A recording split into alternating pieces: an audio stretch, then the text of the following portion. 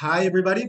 Welcome again to another chapter of our summit, of our Mexican Cannabis Summit. I am pleased to introduce to you Dr. Jake Felice, researcher, a physician, black belt, big wave rider. What else, Jake? Please. I'm not a big wave rider. I'm a small, slow, wide turn wave rider. Yes, Okay, and amateur folk musician. great. So yeah. Okay, yeah, I did this little bit of joke, but I would really like you to introduce yourself. Tell the world a little bit about what you do, what your research is all about, please. Well, that's a wonderful, wide open question. I am what I'm really about. Bottom line is, I see cannabis as a botanical, as something that can really help the human species as we move into the future. Coevolution, almost, so to speak. The plant has so much to offer us. We today are going to be speaking about medical aspects, maybe a little bit about recreational aspects, but the plant itself, hemp in particular, will make a perfect food. That means it has a full protein, all of the essential amino acids, and it also has a wonderful lipid profile. So we can not only use it as medicine, but we can feed the planet with cannabis. There has been some good peer-reviewed research on plant yields, and that's something we could not only can we feed the entire planet, but much of our agricultural animals as well. Additionally, there are industrial applications, which include building materials and plastics. Today, we're going to focus on medicine. Yeah, On the medical side, I see the big three advantages of cannabis medically. And we're going to talk about why it can be effective for so many different types of things. But for pain, for sleep and anxiety, I see enormous potential use. Always there is a drawback with anything that you are using for sleep, and we can chat about that. Um, and we are needing so much more information about the plant, and yet at the same time, this plant has more published peer-reviewed research than just about any other in plant the world, in the right? biosphere on the planet, with the possible exception of garlic. It's been a couple of years since I checked. It's maybe cannabis is now the #1 most researched plant, but we need more. The U.S. FDA, which is what governs our drugs in the United States, has botanicals classified in a different category than single molecule drugs. Unfortunately, with the scheduling right Yeah, now, it may change here in the near future. Cannabis does not get to fit under the botanical category, but it very much is a plant. I don't think anyone wants to debate that. So anyway, yeah, that's a kind of a brief introduction, and I just see it as being helpful on so many different levels. The majority of people on the planet still use plant medicine as their primary form of medicine. It offers opportunities for rich folks as well as for poor people. And I would like to also say that I'm so excited. There's no perfect cannabis law on the planet, but I'm so excited to hear about the legalization efforts in Mexico. And my opinion is that the best cannabis companies in the world have yet to even be developed yet. So exactly. this is a broad, wide open future. Great. Thanks a lot. I'm very happy to be here, honestly. Like I said, I've been following your work for a while. I've seen some of your classes. I've read some of your work. And I would like you to explain a little bit to the general public, because even though certainly this is a fraction specifically dedicated to physicians, to doctors, there's a lot of people all around the world listening to us right now. And I would like you, if you could, please elaborate a little bit on the endocannabinoid system. That's Um, a great intro into the topic. The endocannabinoid system, sometimes you'll hear me say ECS for short. yeah, It's the largest receptor system in the human nervous system.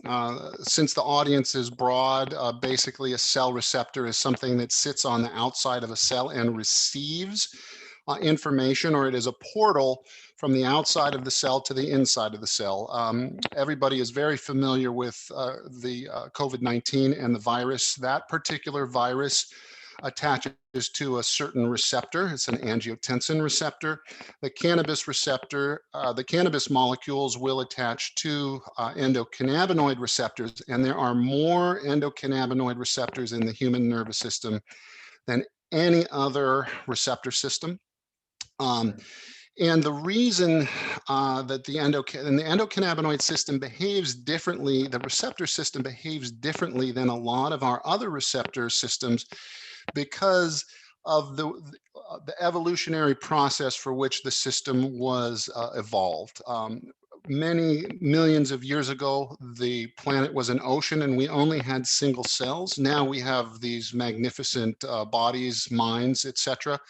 But when single cells got together to form bodies, they had to have a communication process.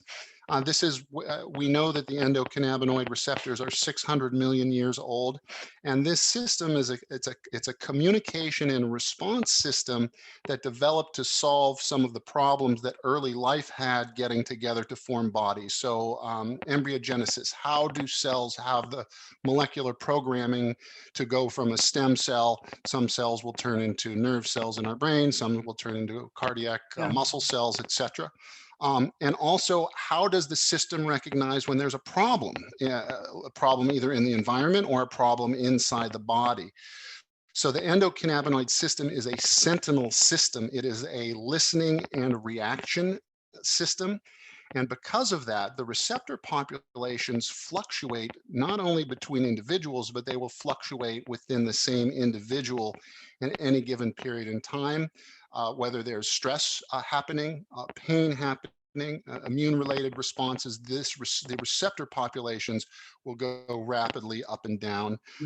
So Would it you, solved the, yes, go ahead. I'm sorry, Carlos. oh yeah, like to recap a little bit, would you say it's like a very primal homeostatic system? Like, Yes, homeostasis. So homeostasis is what are the information systems that keep a complex organism from being destroyed by the environment, whether that be hot or cold, or whether that be other different organisms.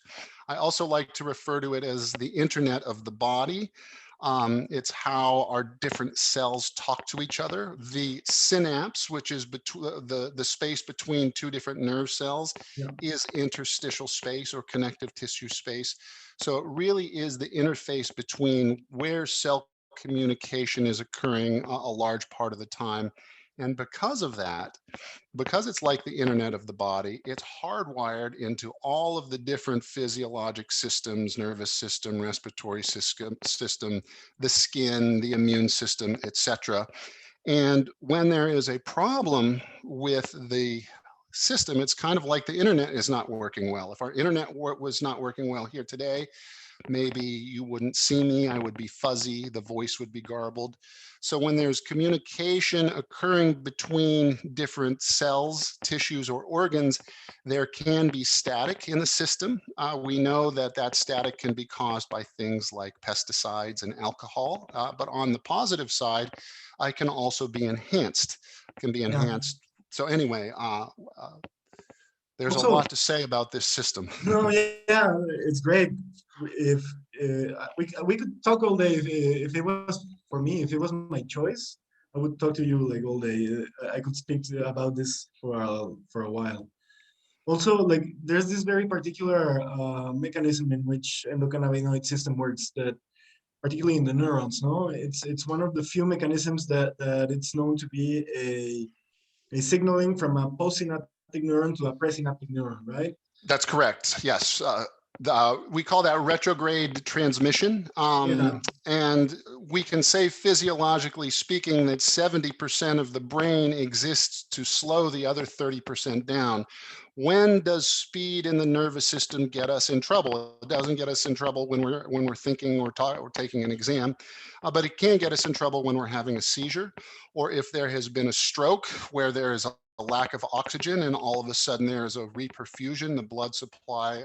And so stroke is a good example or seizure is a good example of an overactivity of the nervous system. The postsynaptic neuron, which is the one downstream, can send a signal upstream to the presynaptic neuron and tell it to, hey, slow down your signaling. I'm getting too much information here. For folks who are just tuning in who don't have a medical degree, the analogy I use is like in a reality TV show where all of the contestants are screaming at each other. Nobody's listening. It's impossible for communication to take place. The endocannabinoid, it's one of the reasons that it can be effective for certain types of seizures, is that slowing down process. We also see that in immune activity, in autoimmune disease, where we have T helper cells activating the immune response. But in autoimmune diseases, you get an overactive response. So some of the endocannabinoid signaling will actually upregulate T suppressor cells. So it can, it's kind of like not only acts as the brakes on the in the nervous system, but it can work like the brakes in the immune system as well. Perfect. Perfectly put. So, I don't know, could you elaborate a little bit about your work? How have you been helping people, specifically patients? Like, what has been your main focus while working with cannabinoids on patients? Well, I really I enjoy working with pain patients because by the time somebody gets to me, they've probably had a number of partially successful, somewhat non-successful. They have pain, and pain is a really a big motivator for patients, as I'm sure you know. Yeah. Um, it's extremely satisfying working with cannabinoids because I know that they have a very low degree of toxicity. There's something called a therapeutic ratio, which is the ratio between a therapeutically effective dose and a toxic dose. Cannabis is somewhere between like 1 and 20,000, 1 to 40,000. Aspirin is about 1 to 10. So Mhm. we're talking about logarithmic scale magnitudes of a difference. And the LD50, which is the amount for inhaled cannabis, which is the amount that will kill half of all humans, is somewhere in the range of 150 pounds of cannabis inhaled in 15 minutes. When they do the experiments in the laboratory animals, carbon monoxide is usually the main toxic, not the cannabis. Yeah. So it is extremely low toxic. There are problems with THC on the tolerance side, but low THC cannabis I find has a better tolerance. I think THC is very important for pain. It shouldn't be discounted, but it is where a lot of the side effects occur. Um, And and it is a mild to moderate pain reliever, but we know from correlation studies in the US, when we change cannabis laws in a given state, we see an immediate downturn in opiate-related deaths, opiate-related abuse hospitalizations go down, overdose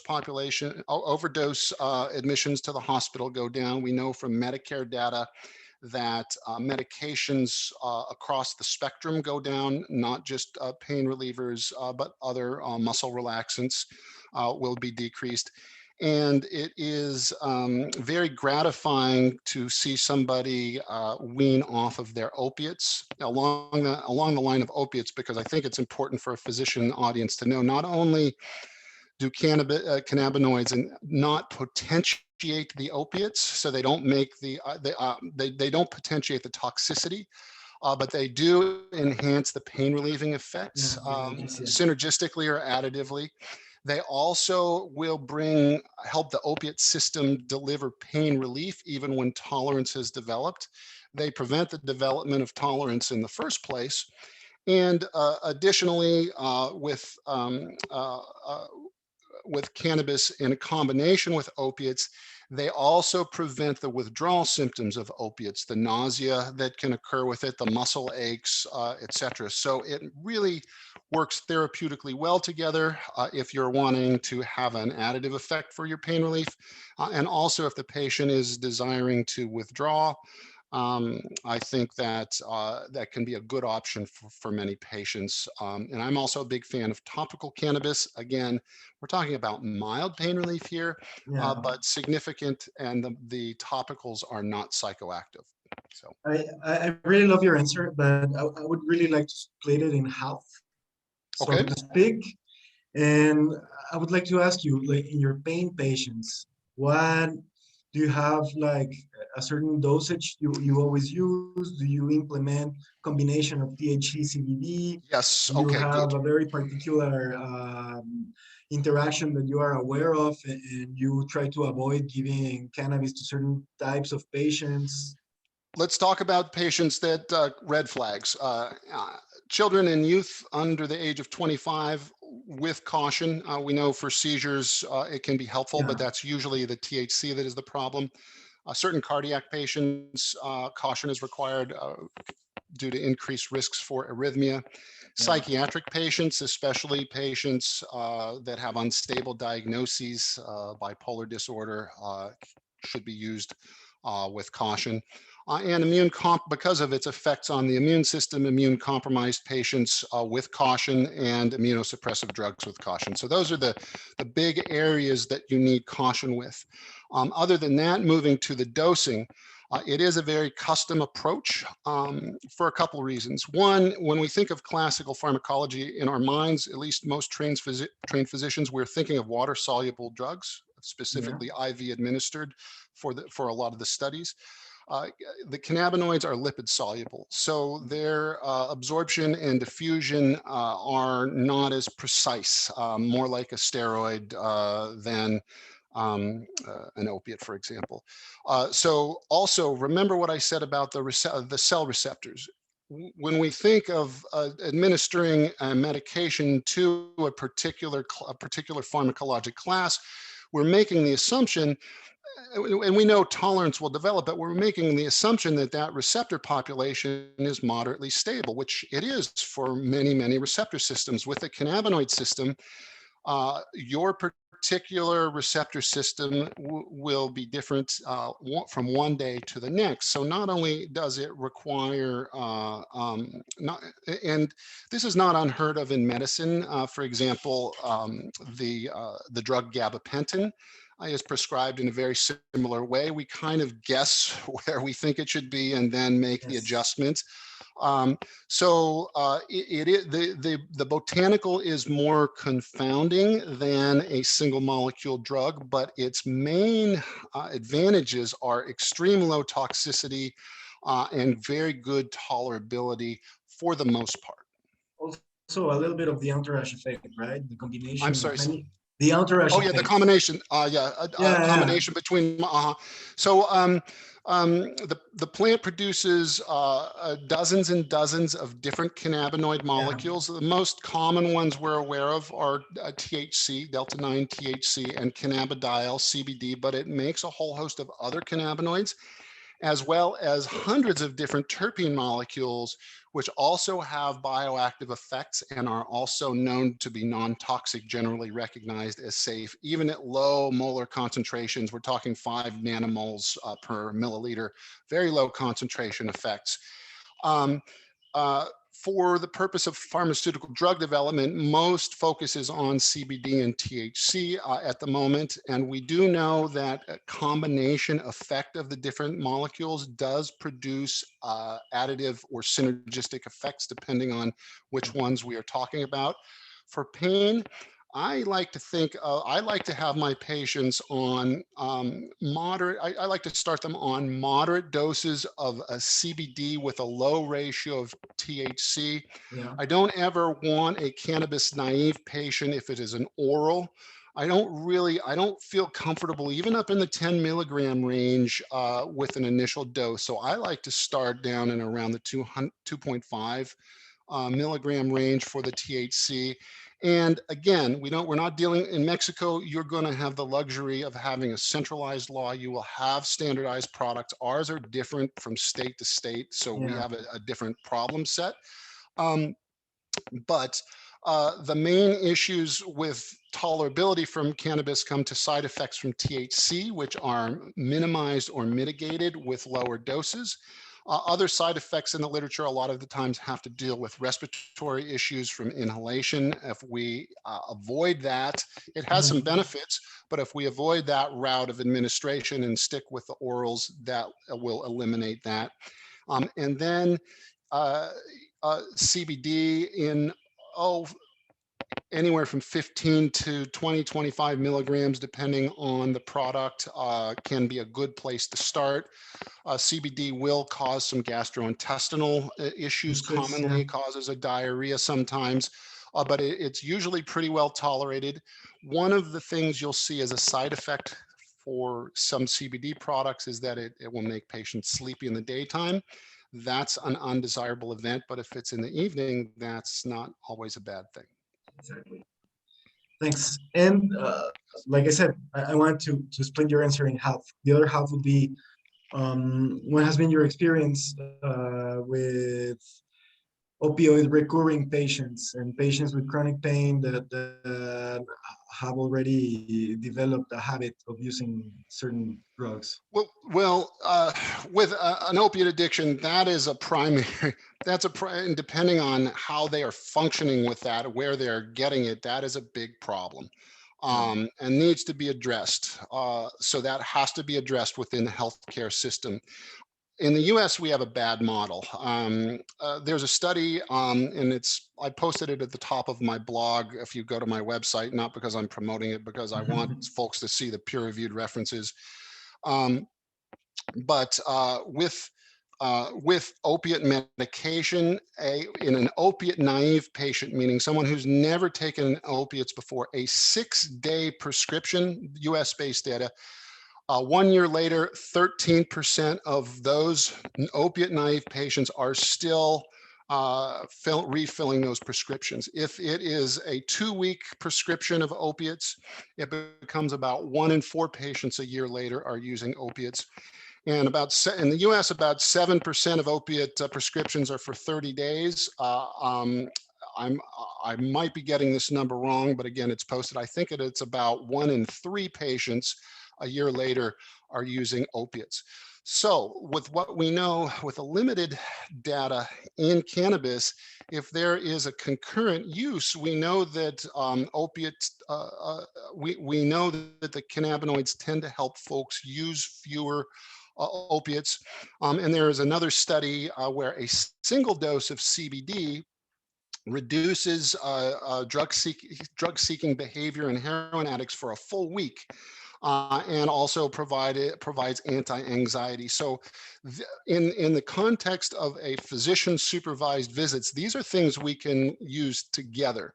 When we're talking about CBD for health, they need to be separated for legal and ethical reasons. But on the clinician side, with board certified physicians, they are something that can be used well together. And did that answer your question, Yeah, Carlos? perfectly. Okay. Awesome. I think we're going to pass to the next question. Do you have anything to add on the subjects we have already discussed so far? I just like to put in a thing for topicals, because in the context of the treatment of pain, I find them very effective, especially for pain in the periphery, whether it be arthritic pain, myositis muscular pain. They can be very effective mildly. There are synergistic interactions, synergistic, not additive, between topical opiates and topical cannabinoids.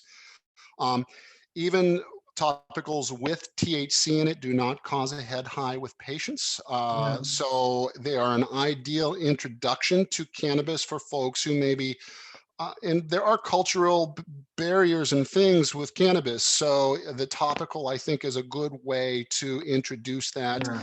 Again, very mildly effective, but a topical combined with an oral cannabinoid will also have additive effects. Great, awesome. Yeah, and as you say, that I find it very interesting. It can be a very good gateway for cultural restricted patients to get into the cannabinoids and start learning about them, right? And see the Yes. results by themselves, Yes. and furthermore start working on them. Um, particularly about topical cannabinoids. I find it very interesting the way the pharmacodynamics of it work. As you said, the cannabinoids are liposoluble, so Mhm. it's not like it works a little bit different. No, it's not like a morphine patch, for instance. That in the end it will travel through the whole system and you will get, yeah, it's more So, localized. so there are definitely local effects, the local sensitizers in and around the area. The way I explain it to patients is, think of a Bluetooth speaker. You can control the volume of the music on the speaker by pressing the buttons, or you can control it on your phone. The phone is like the central nervous system, so an oral or a globally acting product can work on turning that pain volume down, but also the application of a topical is like turning the signal down at the speaker. Additionally, absorption is a critical feature that needs to be addressed across the skin. We know that products containing ethanol, alcohol, will cross the skin barrier to a greater degree. We know from rat studies that topical cannabinoids will cross the dermal barrier and penetrate into underlying muscle. It's really good for myositis. We call it weekend warrior syndrome in the US, where somebody goes out and plays football or whatever just on the weekends. Yeah, Very good mild relief for that. Um, and so I think there are a lot of advantages to a topical. The THC versus CBD, they don't cross the skin barrier equally. CBD and other cannabinoids like cannabinol, CBN, will cross about 10 times to a 10 times greater degree than the THC. But we also do know from animal models that that you'll get better pain relief when both CBD and THC are in the topical. And again, even though there is THC in a topical product, because it's a lipid, it is absorbing slowly and diffusing and leaving the plasma quickly. We don't ever really see appreciable high amounts to cause a head high or a euphoria or a dysphoria. great. So look, next question. It's a very simple question. It just says what cannabis is good for, but I would like to elaborate it a little bit more. Um, we just spoke with a pain doctor, an anesthesiologist. Mhm. She focuses on chronic pain, right? Okay. And she says that research shows that, for instance, acute pain cannot be treated with cannabinoids, not particularly. Could you could you elaborate a little bit in your practice, in your experience, what has been like the most effective ways you have applied cannabinoids for patients? I use cannabinoids mostly in a more of a subacute or a chronic setting. I do think they have a role in acute pain. To be honest, though, I'm not aware of any studies that support that. So Yeah, I think there is a good point. But I like the analogy of anesthesia, as it's a real-time, anesthesia is a real-time translational medicine where you are administering the drugs and you are monitoring the patient and you are making adjustments. So that being said, the anti-inflammatory effects, I think, are separate from the nociceptive events. There's no indication in my mind that retrograde inhibition is only happening in chronic pain and not happening in acute pain. Um, and fundamentally, we have to remember that pain is a subjective phenomenon. That doesn't mean we have objective results. But patients do report to a large degree effectiveness. I know that if I get personally, and with botanical medicine, we do this a lot. It's not considered so, I guess, politically correct. I don't know if that's the right word. yeah, But if I hurt myself surfing, if my muscles are sore, I apply it right away. And I think also in terms of itch, you can use it for a acutely induced itch when the skin is intact, whether that be with an insect bite, atopic dermatitis. You do, and by instant results, it usually does take about 15-20 minutes for the topical to take effect. So it's not an instantaneous relief. So I don't dispute what she was saying in terms of the literature. But just based on clinical experience, I'd say let's study this more. I think Yeah. for acute pain, especially in a hospital or in an emergency department setting, you don't need, you don't really need cannabinoids. That's not what they're for. Yeah. But I think when we move into the realm of chronic disease, that's really where some of the advantageousness of cannabinoids occur. Any other particular pathologies that pique your interest in the treatment with cannabinoids? Well, I don't know that there's any data.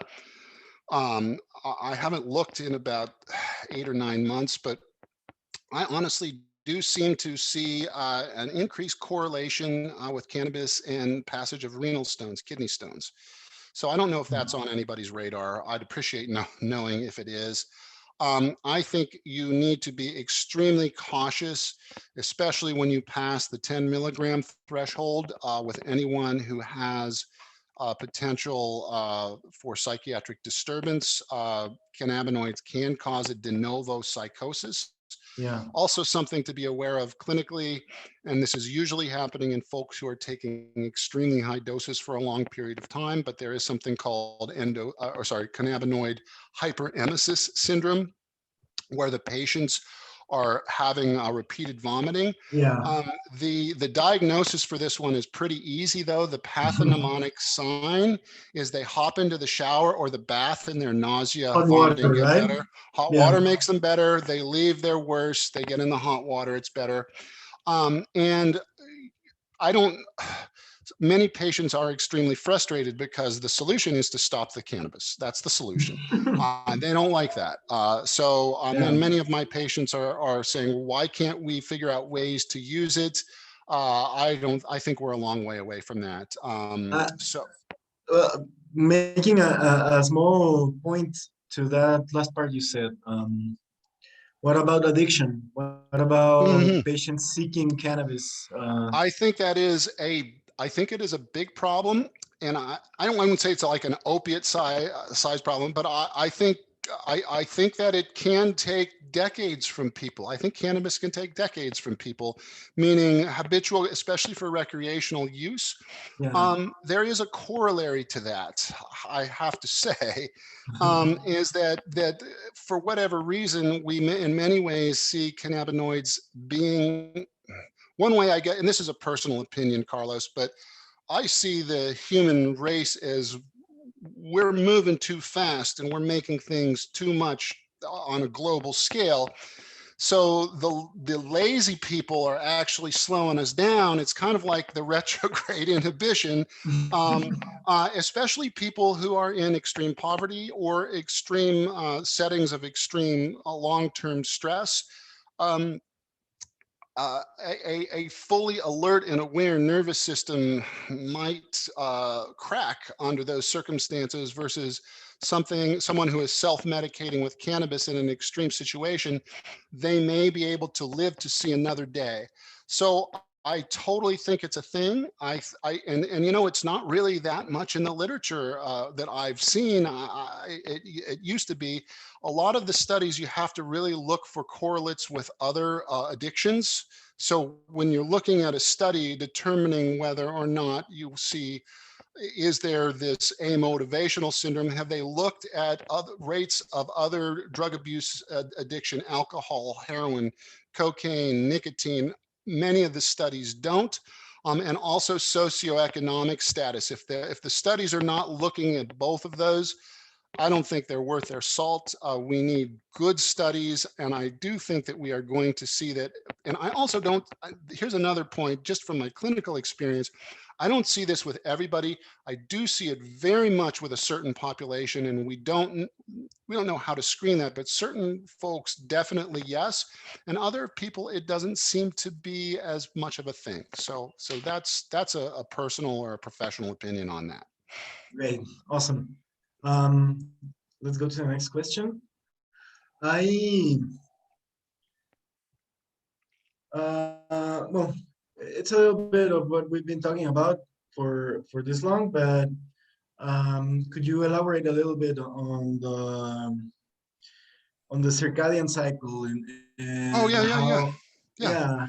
yeah, So we know from some non-human data, I believe they're rat studies, that cannabinoids and specifically CBD have an ability to reset circadian rhythms. We call that sleep architecture. So really good for jet lag. You're going to see, if you haven't been flying because of COVID, a lot of the airports, at least in the US, are now selling CBD for the airplane ride. I'll tell you what, a lot of people have a 12-hour plane ride. It's a low toxic option. Also very good for, and there's limited data. I actually will be publishing on this it's just a small paragraph in a paper that I'm writing that I think will be hitting online in about 3 weeks. So if anyone wants that, you can either just Google my name or feel free to send me an email, and I can, and they're just limited animal studies.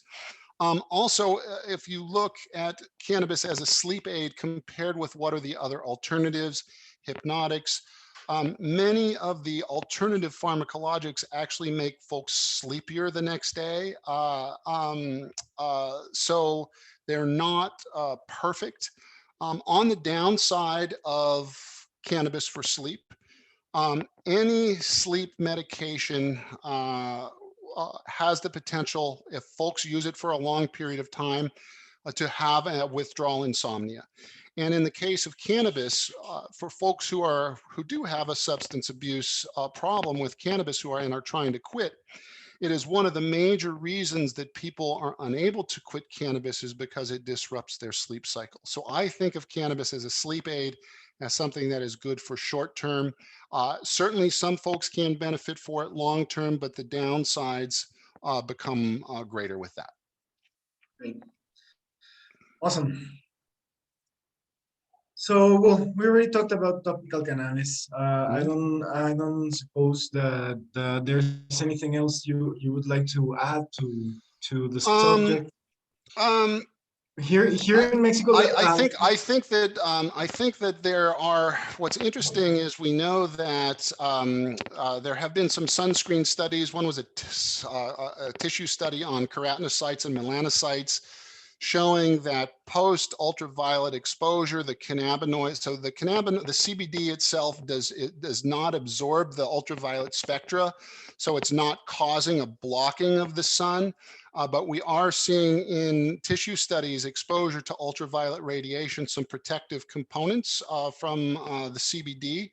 I think that, I'm a surfer, I'm in the sun a lot.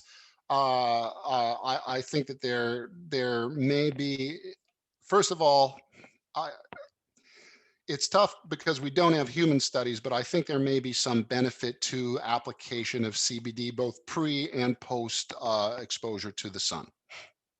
great. Does it translate to inflammation because of the UV light? Does it translate to a little I bit of believe it's protection more on reduction the, of reactive oxygen species, lipid yeah, peroxidation. great. Awesome. Is there anything you would like to add? A little bit of where can people find you? Sure. You can find me at my website, drjakefelice.com. You can Google my name, cannabismatrix.com. So you can reach me through cannabismatrix.com. Just in the title or the subject heading of the email, just put something related to cannabinoids. I also just want to point out that there are so many ways to enhance the endocannabinoid system, not just with cannabis. We know other plants, for example, echinacea, we know is landing on CB2 in the periphery. CB2 is one of the main cannabinoid receptors that predominates on immune cells. Yeah, And there's good data on echinacea in immune system. There are other non-cannabinoid molecules called terpenes. One, which is a sesquiterpene beta-caryophyllene, is also landing on CB2 receptors. I find products, both oral and topical, with high levels of beta-caryophyllene in them are particularly good for neurogenic pain. Let's see, let me just pour through my notes here. I think we've done a good job covering everything. I think that the one thing that I would say is, after kind of getting my feet wet with the cannabis, it is very satisfying as a clinician to be able to offer it as an Yeah. option. It's just very satisfying to know that I'm recommending something that I don't have to worry about the toxicity. I don't have to worry about its interaction with opiates. Speaking on that behalf,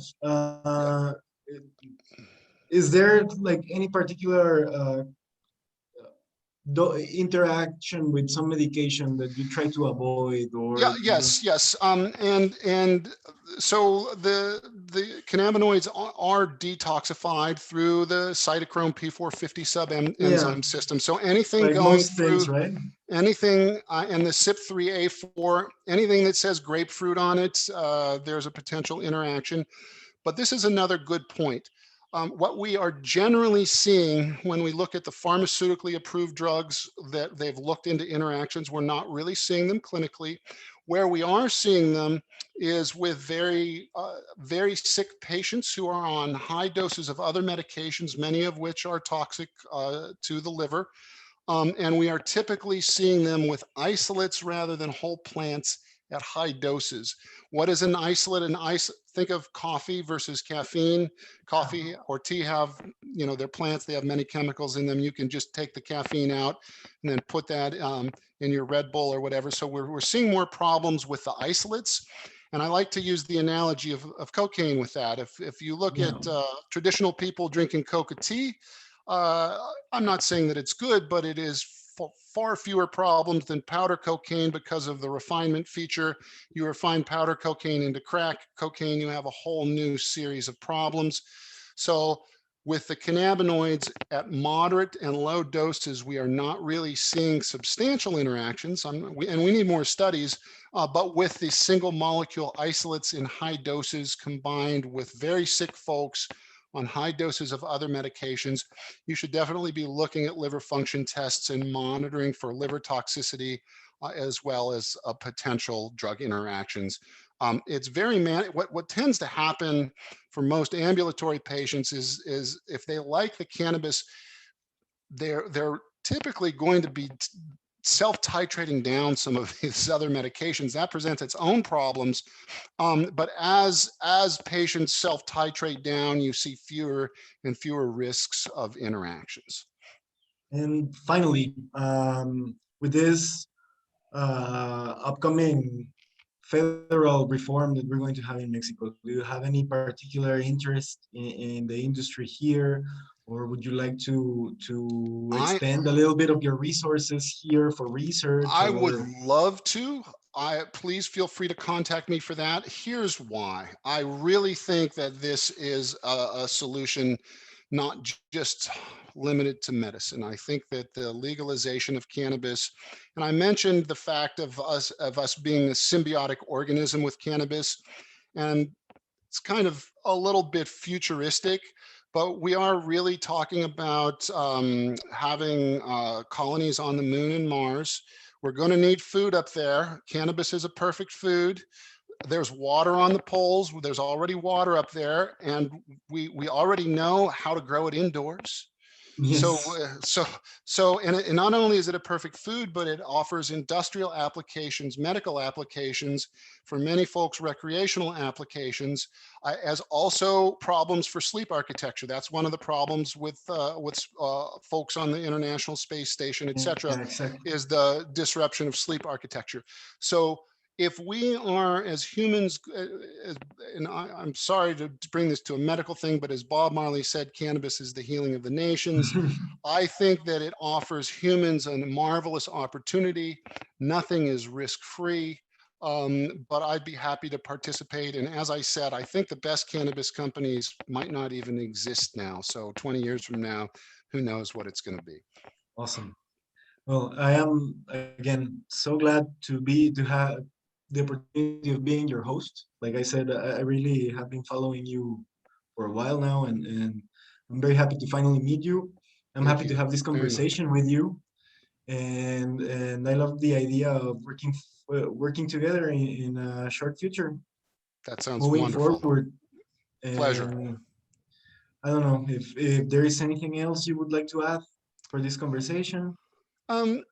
Just for folks who are skeptical, I think that's the best way to learn about cannabis is be skeptical and look into the research. That's the best way. You can't, if you're skeptical, you can't get around that. Just get into PubMed or get into the literature. I think you'll be astounded. Great, awesome Yep. way to end this. Thanks a lot, Cheers. and yeah, we'll be seeing each other soon. Very good.